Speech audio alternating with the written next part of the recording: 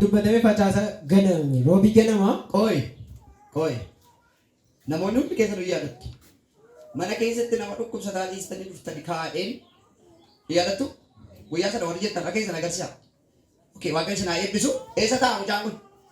Bakka mucaa kanaa ta'a. Akkamitti? Akkamitti natti namaa qabu? Sirriidha. Eshi? Na irraan fadhe malee. Okey.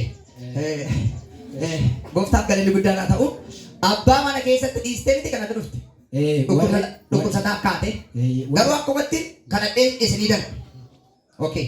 Eshi, dhiifama. Warreen mana keessa dhukkubsataa qabdanii ka'aa jennaanii olan ka'ee innis nama 5 ture. Nama 5 keessaa nama tokkoo fi nama cuubee waraane tokko Yes. diree ta'e isa booddee achumarraan isanii darban. Ennaan inni gara naga udideenyaan xiqqoo waan jedhee galgala gola kadhataa isheeneen bishaan bitadheen isa booddee irratti kadhachiifadhee achumarraan natti dubbatame gaafa natti dubbatamu facaasaa galgala natti dubbatame roobii. Facaasaa galgala bishaan qabattee gola kadhataa galte. Eeyyee. Waaqayyoo na yaadadha. Waa lama sitti. Kanaa booda maal gootee galta? Maal filattee galta? Yes. Kanaa booda akka kadeessaa tun ta'in akka kadeessaa cinqamoo tun ta'in maal gootee galta? Filattee galta. Filattee galta.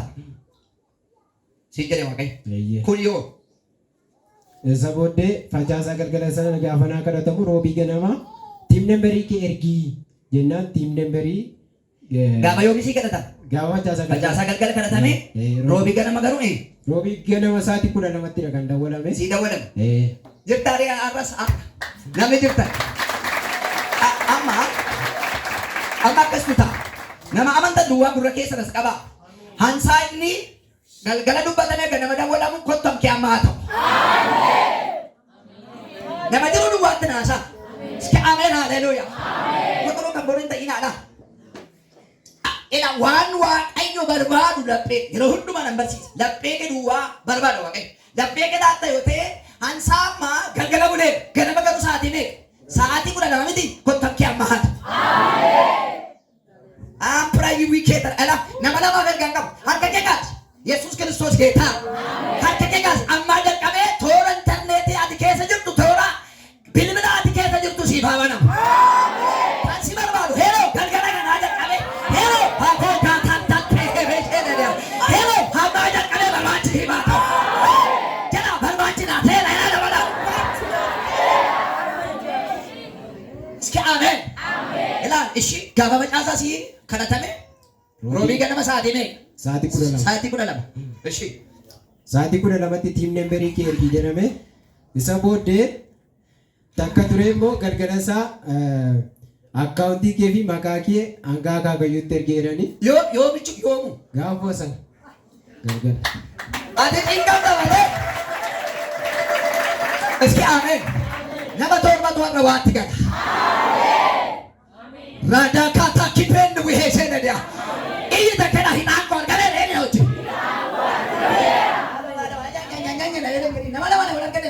Jadi hitanko na argame rena dabana. Hitanya chun. Makangke kesa kan jiru garu guyya kan nebu. Otu sibain hanggar nanti kan sigara garu gachun. Nama kesa hitangke hita ya madu hangke kesa basas. Jala sependo wiheshene dia. Dapat ini hitangko argame rene hoji. Amen haleluya. Ina ada amma gahuma sana gahuma robi ganama dawwalame galgalammo galgalammo akkaawuntii kee ergii balkeeti akkaawuntii kee ergii maqaa kee hangaa kaakayyuutti barreesseedhaan nan ergee gaafa ergu buleessaa immoo miindaan inni hojii dabalataa jedhame hafee miindaan hojjettootumaa wajjin gaafa sana gaafa akka Awurooppaatti gaafa 23 gadhiifame jechuudha hojjettoota wajjin. Wal fakkaataa ta'e jechuudha. Wayyoo namaas jirudha. Amma amma yaada keessaan deeffadhaame dubbiin kun haasoo fakkaata. Haasoo ijoollee fakkaata. Gaafa facaasaa kadhatamaa roobii dawwalamaa roobii akkaawuntiin kee maqaan kee maaliin guutan amusiin hin daanyaata. Iski ameen. Kottu booruu siifaa ta'u. Ilaa. Akkamitti akka intala tokko achi sana teessi yaadatti yoo ta'e lafaa fuutee biyyoo diizaartii kottan godhee sanbatan natti dubbatanidha. Sanbat gaafa dargamu kan kottu eerpoortiitti barbaadamta. Iski ameen.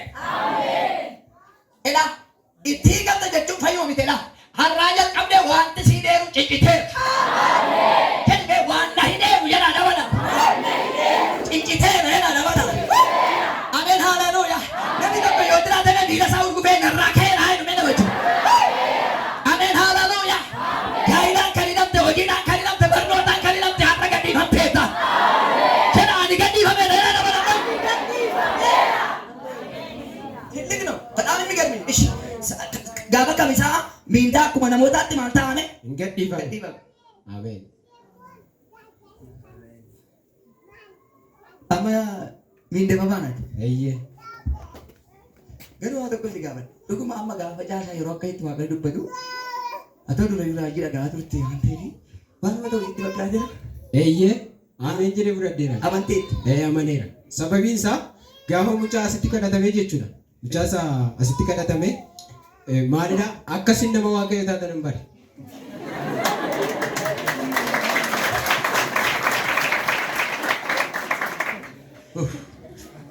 Nama tokko bagan argate. Iski ameen ameen. Karaa kee waaqayyo haa argatu. Iski ameen haaleluyyaa. Yerootu waaqayyo yeroodhaaf teenya malee jette qamalee lafa guuteera. Yeroodhaaf teenya malee ol ba'uun keenya lafu jette lafa. Iski ameen ameen. Jedhime anuu yeroodhaaf an ta'a malee ameen. Barbaadamuun koo hin hafu jedha dabana. Iski ameen haaleluyyaa. Maal agartee turte mucaa tokko asi? Mucaa tokko asittan argee innis kunnaa achitaa naannoo shamishii keelloo shurraabii keelloo kana achitaa ture dubbataa ture ka'ii kottuu finfinnee deemaa jirtaa ta'anii innaan seenaa isinitti muuf kanaan lakkii dhiisi nanni isa kana achi jennaan isa booddee akkasin nama waaqayyo taatan akkasumatti naagan. Okay. Ishi ergaa dhumaa qabda saba kana maal jettaa? Eeyyee ergaa dhumaan qabu egaa lafti kuni waldaa itti hiikamsa dhalootaa jedhameera. Namni akka koo kanaan dura miidhamee jiru waggaa 6 hojjedhee akkuma nama waraqaa orjinaala qaba. Garuu sababa juuntaatiin hojii gadhiisee deebi'eera. Naannoo sana lakkisee baheera jechuudha. Dhufee as keessa waggaa tokko nan ture. Waggaa tokko Wallaggaa Warra Guduruu Wallaggaan ture. Warra Guduruu Wallaggaa naannoo jajjaamu akkam taa'e isa booddee achitti waan hin jiru wanta hundumaa kassareen bahee addana dhufee maatii biraa naan qotaa jedheen murteeffadhee galeen naani obboleessi koo riizaaltii bakkee baattee qonnaatti ilaala. Isa booddee obboleessi koo addanaa